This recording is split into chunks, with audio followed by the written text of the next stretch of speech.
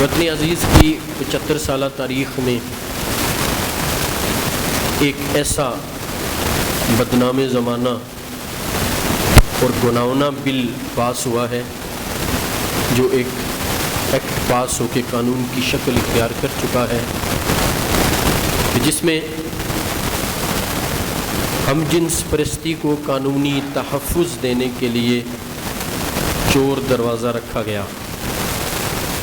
اب اللہ کا شکر ہے چور بھی پکڑے گئے ہیں اور چور دروازے کا بھی پتہ چل گیا ہے، نہ چور رہیں گے نہ چور دروازہ رہے گا۔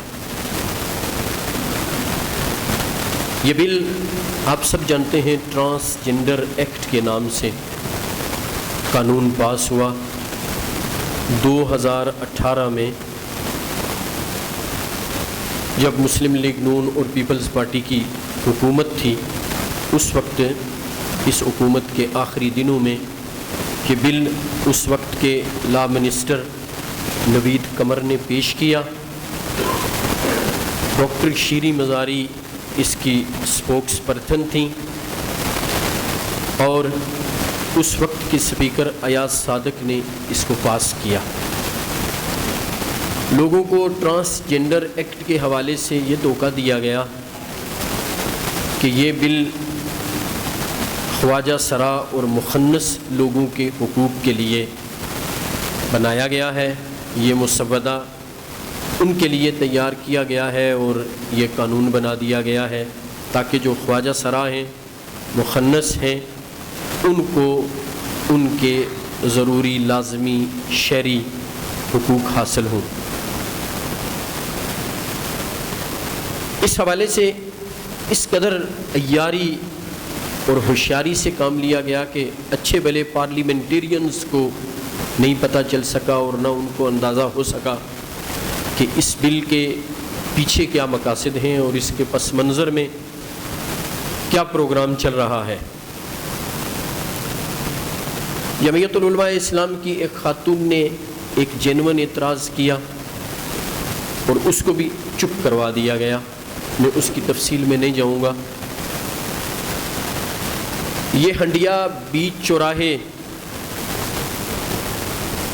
اس وقت پھٹی اور اس وقت یہ بات سامنے آئی اور سب کے سامنے کھل کے سامنے آئی کہ اس قانون کو پاس کرنے کے پیچھے کیا عزائم تھے، کیا پروگرام تھا، اور اس نام نہاد غیر اسلامی، غیر شرعی، غیر اخلاقی قانون کی کیا تباہ کاریاں ہیں، اور یہ کس قدر اللہ رب العزت کے عذاب کو دعوت دینے والا قانون ہے۔ یہ اس وقت پتہ چلا جب جماعت اسلامی کے ایک سینیٹر مشتاق صاحب نے، اللہ رب العزت ان کی سعی کو قبول فرمائے، ہم ان کو سلیوٹ کرتے ہیں، اور سچی بات ہے ایسے لوگ ہر دور میں قابل تعریف ہوتے ہیں جو حق کی آواز کو بلند کریں۔ انہوں نے 2021 میں اس وقت کے وزیر داخلہ سے یہ سوال کیا کہ آپ نے ٹرانسجنڈر ایکٹ کے نام سے جو قانون پاس کیا ہے، اس کے لیے جو آپ نے قانون سازی کر کے اس کو منظور کیا، اس کے بعد کتنے لوگوں نے اس قانون کے تحت جنس کی تبدیلی کے لیے اپلیکیشن دی ہے، اپلائی کیا ہے۔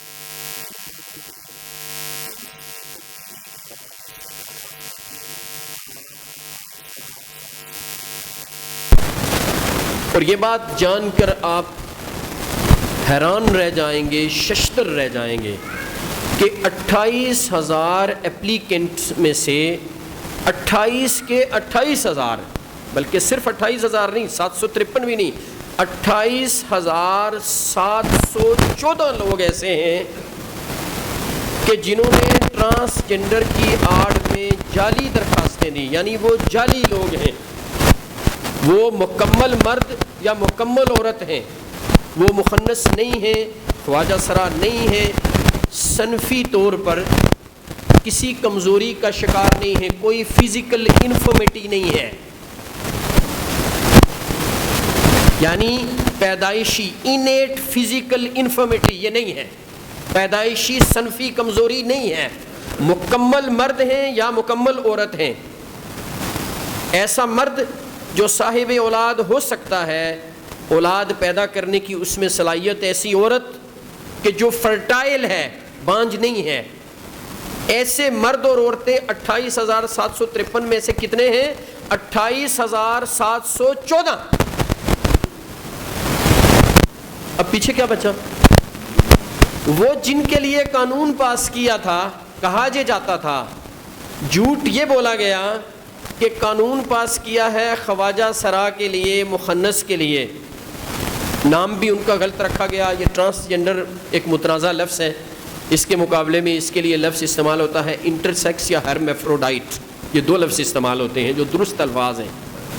چلے الفاظ کی کوئی لڑائی نہیں، ٹرانسجنڈر کا نام ہی رکھیں، لیکن کیا اس کی یہ واضح تشریح کی گئی کہ صرف ہیجڑے، خواجہ سرا اور مخنث ہی درخواست دے سکیں گے؟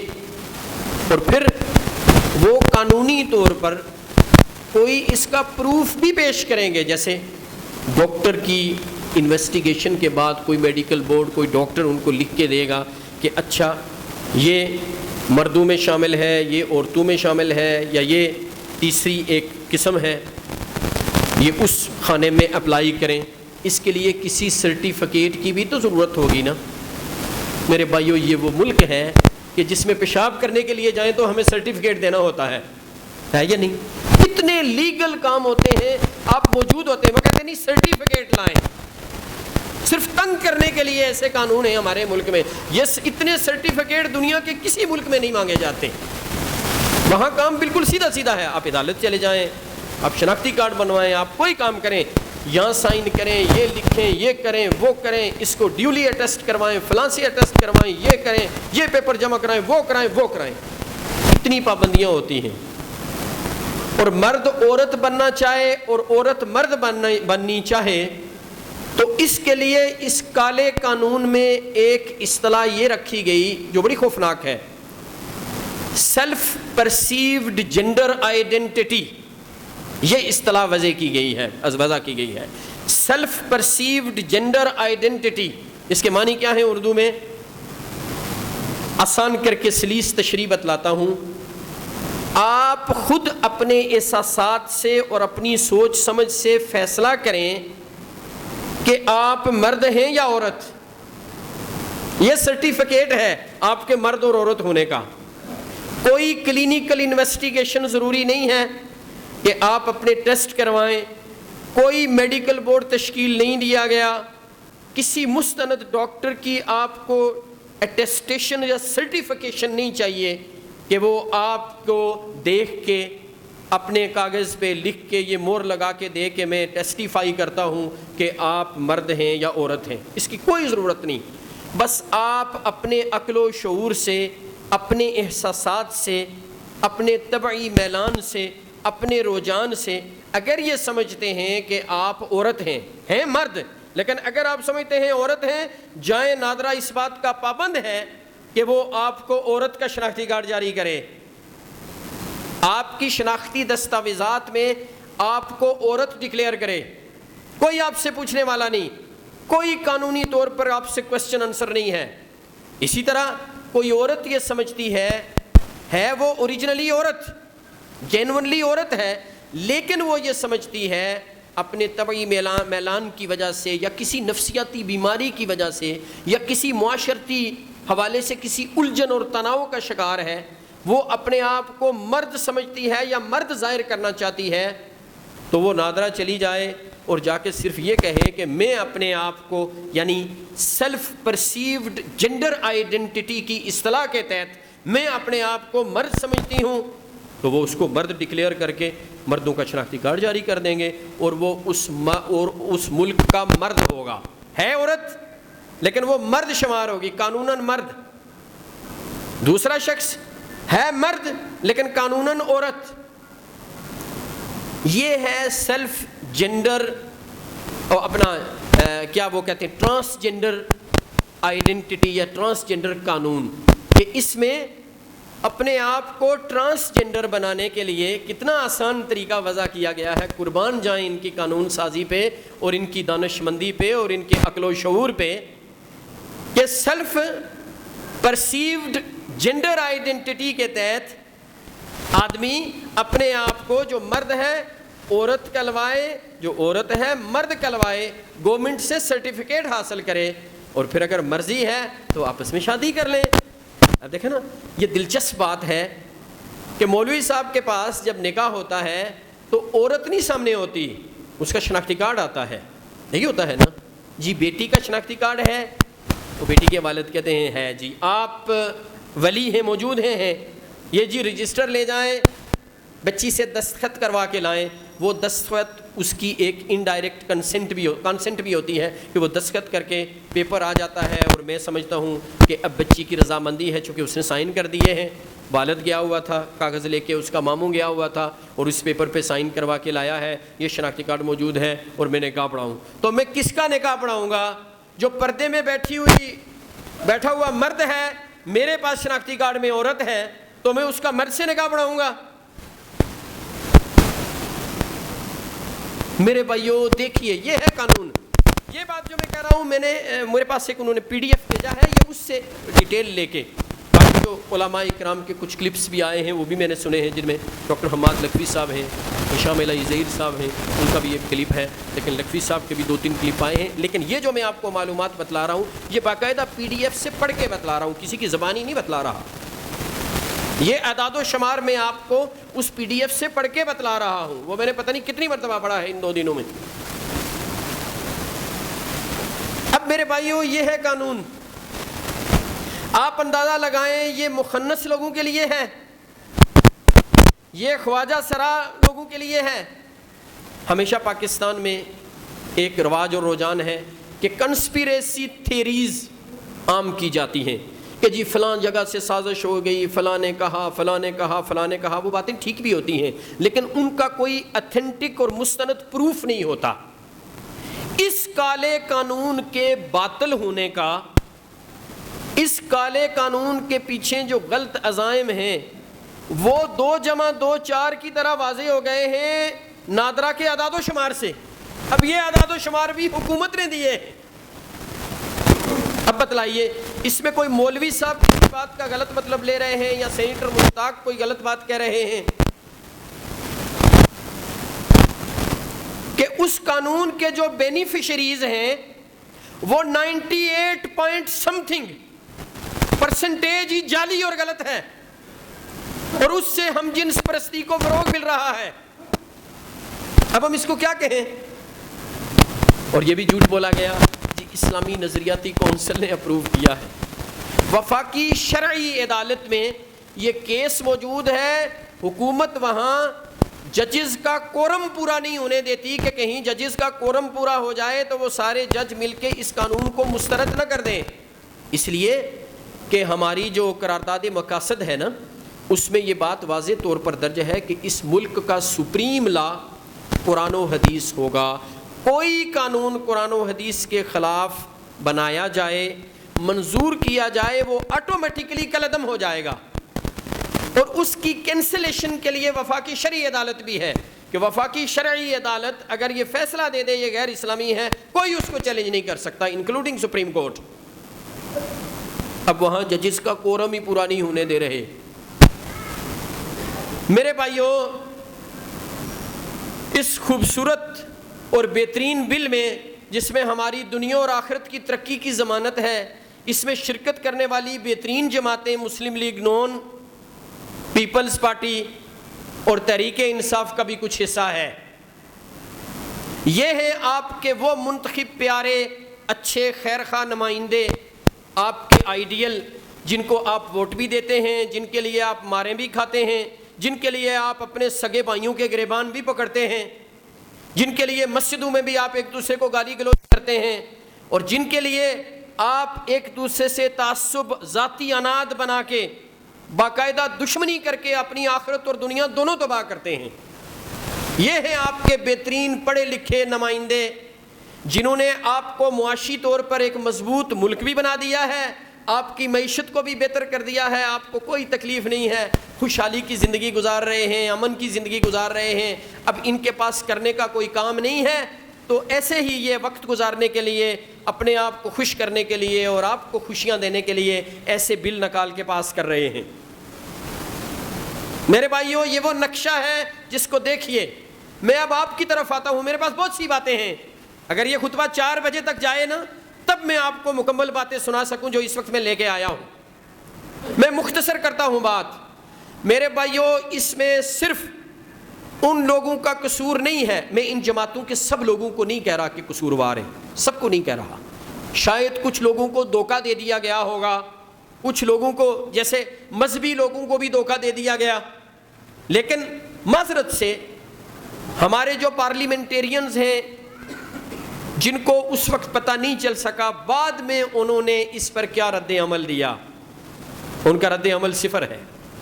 ہمارے مذہبی رہنما، انہوں نے اس پر کیا رد عمل دیا؟ یہ قانون تو 2018 میں پاس ہو گیا، سینیٹر مشتاق کب سے بیچارے تڑپ رہے ہیں، اب ان لوگوں نے اس کے بعد بھی ساتھ کتنا دیا، کہاں دیا؟ کیا ہمیں کوئی بات نظر آئی؟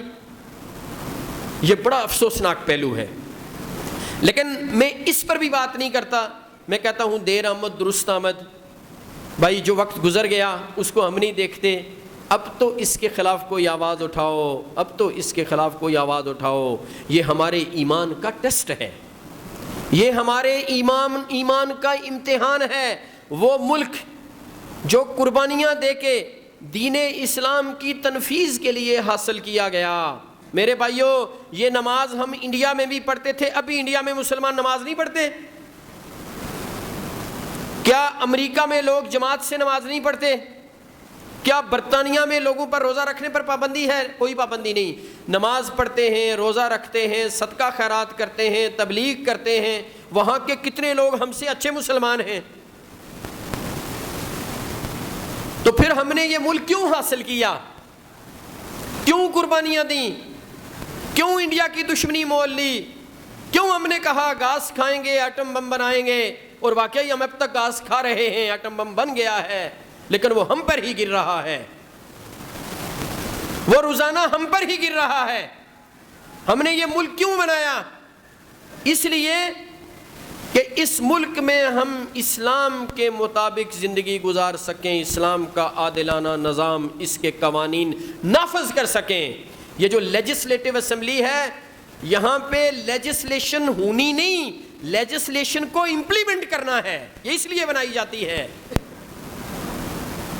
لیجسلیشن تو ہو چکی ہے، قانون سازی تو ہو چکی ہے، اللہ نے قانون بنا لیا، محمد رسول اللہ صلی اللہ علیہ وسلم نے اس قانون کی توضیحات اور تشریحات کر دیں۔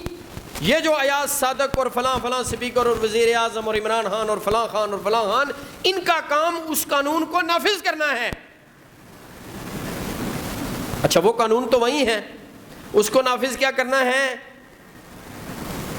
فیٹف ہمیں کہے کہ ہم آپ کو پیسے نہیں دیں گے جب تک آپ یہ قانون نافذ نہیں کریں گے، ہم کہتے ہیں ہم سے خوش ہو جاؤ، ہمیں پیسے دے دو، ہم یہ قانون بھی نافذ کر لیں گے، کیا مسئلہ ہے، ٹرانسجنڈر ایکٹ بھی نافذ ہو جائے گا، یہ بھی پاس ہو جائے گا۔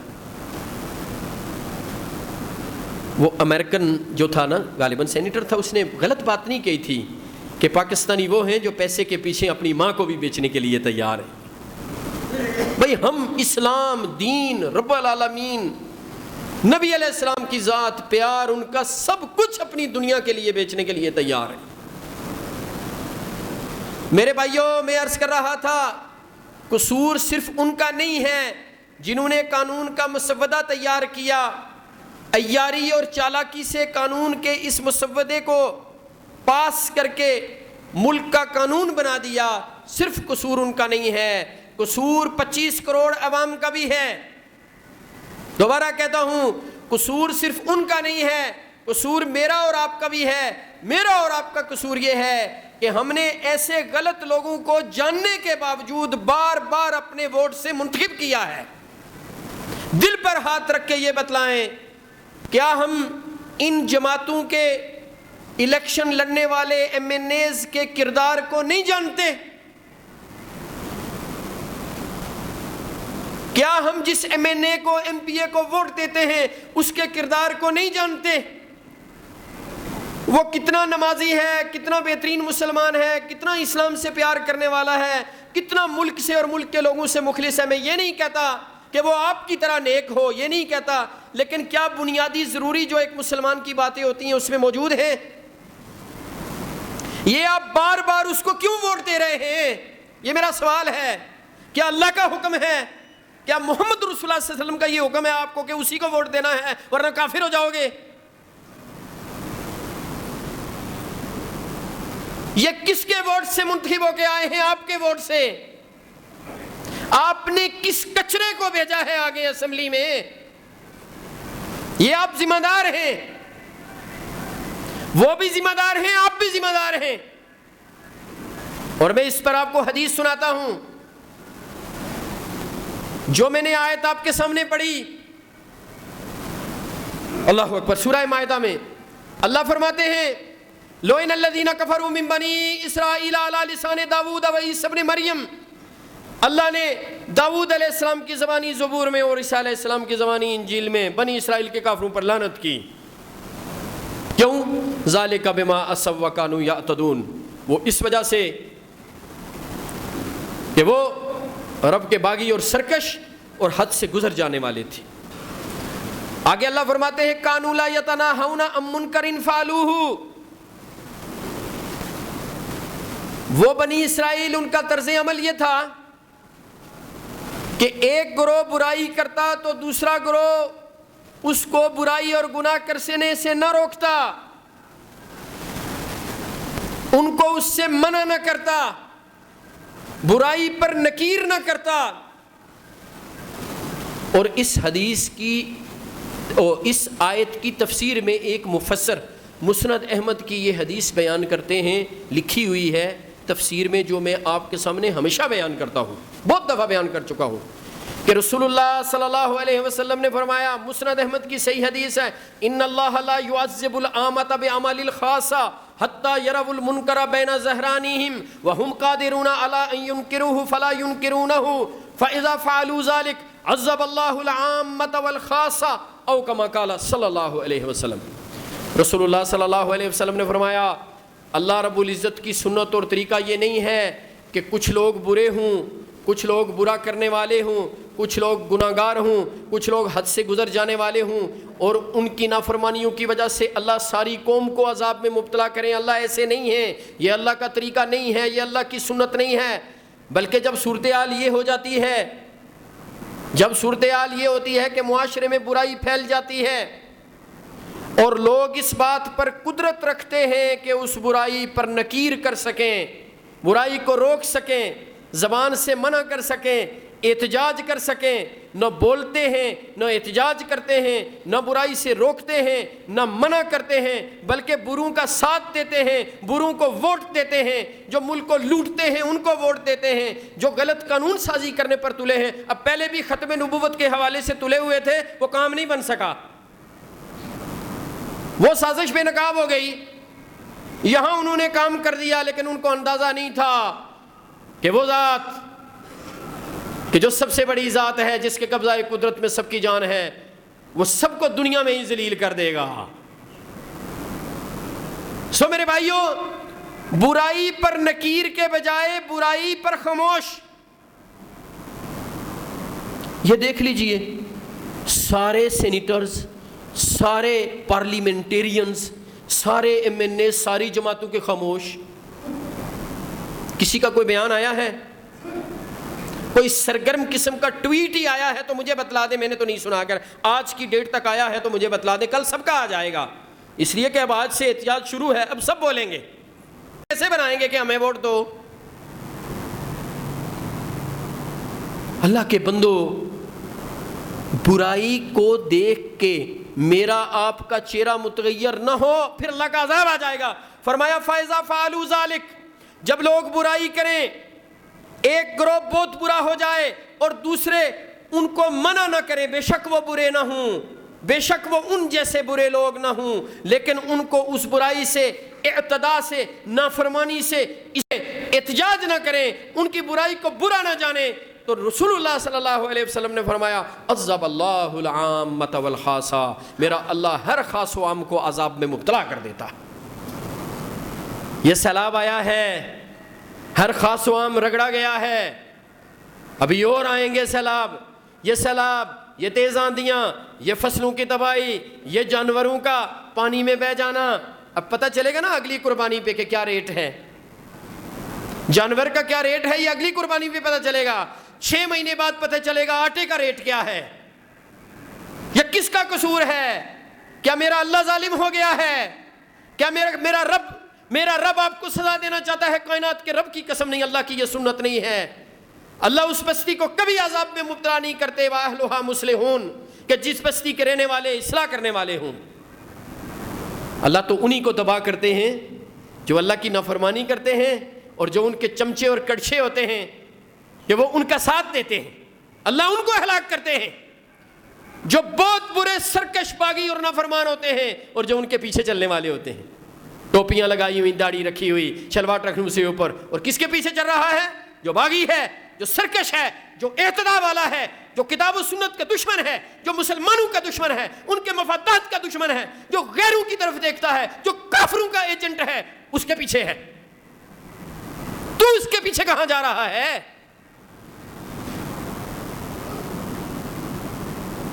سو میرے بھائیوں یاد رکھیے، کیا اس ملک میں اب ایسے ہوگا؟ ہم جنس پرستی تو پہلے ویسے ہی بہت زیادہ ہے، لوط علیہ السلام کی قوم کا عمل بہت زیادہ ہے اور یہ کثرت سے بڑھ رہا ہے۔ مجھے ایک بھائی بتلا رہے تھے کہ یہ انفارمیشن آئی ہے غالباً سوشل میڈیا میں کہ پوری دنیا میں جو گندی فلمیں دیکھی جاتی ہیں وہ سب سے زیادہ 60% پاکستان میں دیکھی جاتی ہیں۔ تو وہ گندی فلمیں دیکھنے والے نوجوان، ہماری یونیورسٹیز، ہمارے کالجز، ہمارے ادارے، یہاں پہ بورڈنگ ہے، بڑے خطرناک صورتحال ہوگی، اللہ معاف فرمائے۔ میں کوئی پیسیمسٹک نہیں ہوں، مطلب آدمی کو اچھا پہلو لینا چاہیے، لیکن میں حقیقت بیان کر رہا ہوں کہ بڑے برے حالات، پہلے سے برے حالات ہیں۔ ایسی قانون سازی کی گئی کہ اچھا قانون سازی کر دو کہ مرد مرد سے شادی کرے۔ او ظالمو، لوط علیہ السلام کی قوم بھی یہ جرت نہ کر سکی کہ کوئی قانون سازی کرے، وہ صرف برائی کرتے تھے۔ اللہ رب العالمین نے ان پر 6 عذاب بھیجے۔ میرا اللہ اتنا طاقتور ہے کہ اس کا ایک بندہ جبریل، اس کا ایک فرشتہ، اس کا ایک بندہ جبریل اپنے ایک پر اس پوری بستی، اس کی زمین، اس کے عوام، اس کی تمام چیزوں کو اٹھا کے اوپر لے جاتا ہے۔ جبریل کا ایک پر ہے، بستی کو اٹھایا، بلندی پر لے گیا، الٹا کر کے زمین پر پٹک دیا، اور پھر جو آسمان سے پتھر برسے، ہر ایک پتھر پر اس کا نام تھا جس کو پتھر لگا اور پتھر نے اسے کچل دیا۔ یہ عذاب کن کو ہوا؟ یہ عذاب ان کو ہوا کہ جنہوں نے یہ گناہ کیا تھا۔ اور آپ کو پتا ہے گناہ کو جسٹیفائی کرنے والا اور گناہ کو قانونی شکل دینے والا اس گناہ کرنے والے سے ارب ہاتھ درجے آگے ہے، ارب ہاتھ درجے گناؤنا جرم ہے۔ اللہ کی نظر میں بڑی ناراضی ہے کہ جو قانون، جو گناہ کو نیکی بنا، گناہ کو جائز بنا کے پیش کرے۔ میں آپ کو مثال دیتا ہوں، ایک آدمی نماز نہیں پڑھتا اور ایک آدمی کہتا ہے نماز ہے ہی نہیں۔ کتنا بڑا فرق ہے؟ جو کہتا ہے نماز ہے ہی نہیں، میں نماز کو نہیں مانتا، وہ پکا کافر ہے، اور جو نماز نہیں پڑھتا بیچارہ سستی سے پڑھتا ہے، کفر تو وہ بھی کر رہا ہے لیکن یہ کفر دونے کفر ہے، یہ سب سے بڑا گناہ ہے۔ شرک کے بعد میری نظر میں بڑا گناہ نماز کو چھوڑ دینا ہے۔ ایک بات کر رہا ہوں، یہ فرق دیکھیے، ایک نماز نہیں پڑھ رہا، ایک کہہ رہا ہے نماز ہے ہی نہیں، ایک شراب پی رہا ہے، ایک کہہ رہا ہے شراب جائز ہے، یہ کوئی حرام نہیں ہے۔ ایک کہہ رہا ہے شراب ناجائز ہے لیکن مجھے عادت پڑ گئی ہے، پی رہا ہوں، غلطی کر رہا ہوں، یہ تو گناہ ہے۔ اور جو یہ کہہ رہا ہے کہ ایم اے مولوی مار رہے ہیں جی شراب تو نہیں حرام، ٹھیک ہے شراب ہم نہیں مانتے، شراب حلال ہے۔ اللہ اکبر، اللہ اکبر، اللہ کی نظر میں یہ بڑا باغی سرکش اور حد سے گزر جانے والا ہے۔ سو میرے بھائیوں، ہماری غلطی کیا ہے؟ ہماری غلطی یہ ہے کہ ہم برائی پر آواز نہیں اٹھاتے، اور دوسری غلطی کیا ہے کہ برے ترین لوگوں کو اپنے ووٹ سے منتخب کرتے ہیں، اور پھر اللہ ہمیں اس پر سزا کیا دیتے ہیں؟ جو سزا چل رہی ہے۔ ہر آنے والا ہمارے لیے قہر بن کے آتا ہے ہم پر۔ اب کی صورتحال ہے قیامت صغریٰ کا منظر ہے، ہمارے ملک کا معاشی طور پر قیامت صغریٰ کا منظر ہے۔ یہ معیشت کو کس نے تباہ کیا ہے؟ یہ ملک کو جو سونے کی چڑیا تھی، اس کو یہاں تک کس نے پہنچایا ہے؟ یہ کون ذمہ دار ہے؟ یہ وہی ذمہ دار ہیں جو صاحب اختیار ہیں۔ اس لیے میرے بھائیوں، دونوں باتوں سے توبہ کریں۔ ایک، برائی کے لیے اپنی آواز کو بلند کیجئے، برائی جو عوام کے خلاف جو بات ہو، جو ملک کے خلاف ہو، جو مسلمانوں کے خلاف ہو، جو ملک کے مفاد کے خلاف بات کرے، اس کے لیے اپنی آواز بلند کریں۔ وہ کوئی ہو، میں ہوں، آپ ہوں، ایکس وائی زیڈ کوئی ہو، یہ پرواہ نہ کیجئے یہ بڑا ہے یا چھوٹا ہے۔ اور دوسری بات، اللہ کے لیے اپنے ووٹ سے اس کو منتخب کیجئے جو اس ملک کا خیر خواہ ہو، یہ کام چھوڑ دیجئے۔ اور دینی جماعتوں سے آخری عرض کروں گا کہ اب ہوش کے ناخن لیجئے۔ اب بھی اگر آپ کے کان، آنکھیں بند ہیں، دل بند ہے، تو اس کا کوئی علاج نہیں ہے۔ ہاں، اللہ کا عذاب آئے گا، اس سے علاج ہو جائے گا۔ اب آپ ان جماعتوں کو چھوڑ کر کوئی متفقہ طور پر اپنا ایک مضبوط سیٹ اپ بنائیں، ساری دینی جماعتیں مل کے۔ پاکستان میں دینی جماعتیں اتنی بڑی قوت ہیں کہ اگر یہ اخلاص سے مل جائیں، مخلص ہو جائیں، مل جائیں، اللہ جانتا ہے کوئی پر نہیں مار سکتا۔ کوئی فوج، کوئی سیاسی جماعت اتنی بڑی قوت نہیں ہے جتنا دینی جماعتیں قوت، افرادی قوت ان کے پاس۔ ان میں سے ایک جماعت کو کہو جاؤ مینار پاکستان میں جلسہ کرو، کل جلسہ کرو، یقین جانے راتوں رات مینار پاکستان کو بھر دیں گے۔ سیاسی جماعت تو تصور بھی نہیں کر سکتی۔ سیاسی جماعتوں میں تو ایک تحریک انصاف بڑے جلسے کرتی ہے، اور مذہبی جماعت کسی کو آپ کہیں، اسٹریٹ پاور ان کے پاس، افراد ان کے پاس، قوت ان کے پاس۔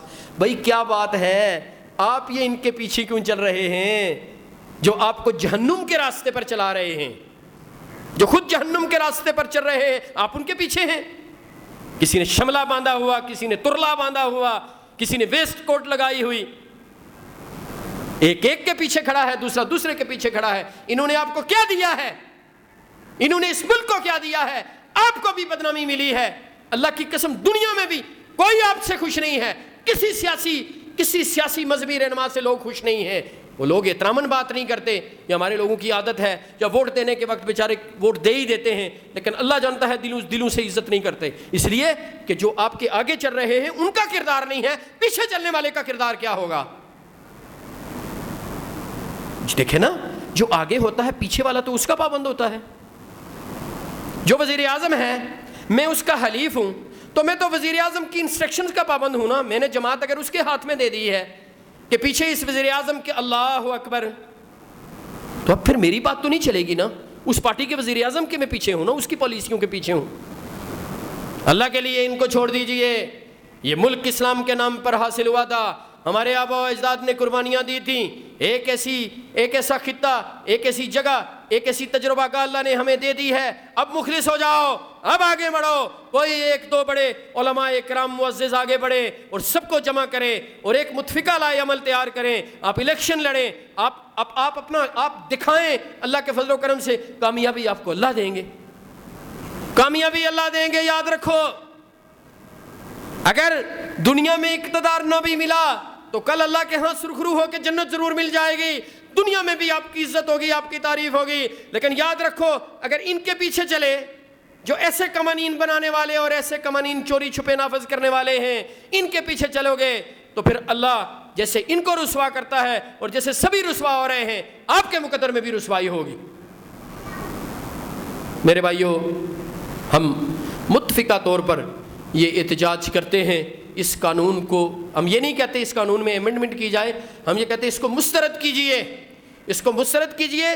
جو مخنث لوگ ہیں، خواجہ سرا ہیں، ان کے لیے جو اسلام میں حقوق ہیں بڑے واضح حقوق ہیں، ہم کہتے ہیں 100% ان کو وہ حقوق دیے جائیں، ان کے لیے بہترین قانون سازی کی جائے۔ پاکستان میں کوئی عالم، کوئی دینی جماعت کا رہنما اس حقیقت سے انکار نہیں کر رہا، سبھی کہتے ہیں ان کے لیے الگ سے قانون بناؤ، لیکن ایسی چالاکیاں اور عیاریاں نہ کرو، ایسے نہ بنو، اللہ نے تمہیں ذلیل کر دیا ہے، اور ایسے چالاکوں کو، ایسے منافقوں کو اللہ ہمیشہ ذلیل کرتے ہیں، اور ہم یہ دعا دیتے ہیں ان کو کہ جو اپنے آپ کو ٹھیک نہیں کرتے، توبہ نہیں کرتے اور غیروں کے ہاتھوں میں کھیلتے ہیں، یا اللہ تو ان کو نیست و نابود کر دے، اے اللہ تو ان کو ذلیل کر دے، اے اللہ جو ملک کے دشمن ہیں، جو پاکستان کے دشمن ہیں، جو اسلام کے دشمن ہیں، جو عوام کے دشمن ہیں، جو غیروں کے ایجنٹ ہیں، جو نفاق والے ہیں، جو مسلمانوں کو تنگ کرنے والے ہیں، جو مسلمانوں کو برباد کرنے پہ تلے ہوئے ہیں، یا اللہ تو ان کو نیست و نابود کر دے، اے اللہ ان کو کفر کردار تک پہنچا، اے اللہ ان کو عبرتناک سزا دے دے،